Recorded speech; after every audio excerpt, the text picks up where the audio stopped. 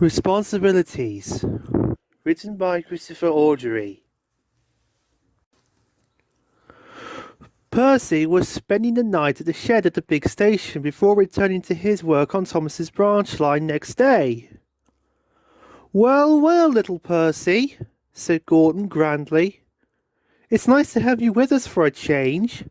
You and Thomas and Toby are running that branch line of yours efficiently, I suppose?" "I think so, Gordon," replied Percy, though he wasn't quite sure what efficiently meant. "That's right," rumbled the big engine.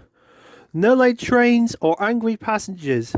An efficient railway is a great responsibility, as I, of course, know only too well. What could the Fat Controller do without me to keep things running smoothly? I simply can't imagine."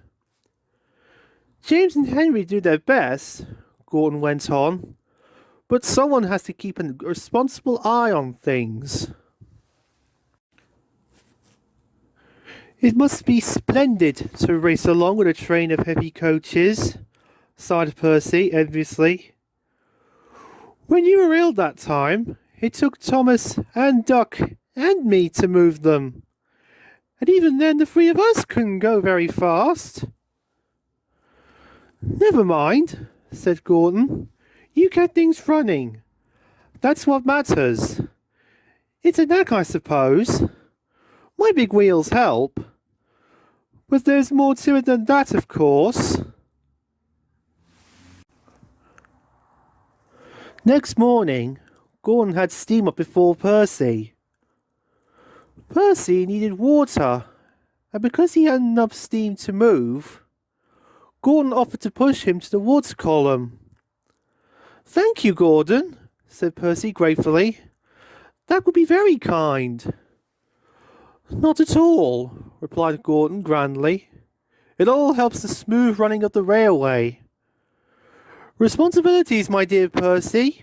Responsibilities." Percy had a long drink. Soon his steam pressure had risen nicely, and he was ready to go find his trucks. Gordon, meanwhile, had not returned to the shed. He dozed in the sunshine until it was his turn to take water. Percy moved away. Gordon tried to follow him, but found that he couldn't. "Come on, Gordon," said his driver. "We haven't got all day. Your train is due out in an hour." "I can't move," Gordon groaned furiously. "I've got cramp. I can't move my pistons." Percy's driver came to see what was the matter. "Jammed valves, I reckon," said Gordon's driver, and while the fireman went to find an inspector, Percy gently buffered up to Gordon's front. Puffing hard, he managed to push Gordon back into the shed, and then went quietly away to fetch his trucks. He didn't say anything. Somehow, it didn't seem tactful. Later, when Percy met Thomas at the junction, he told him what had happened.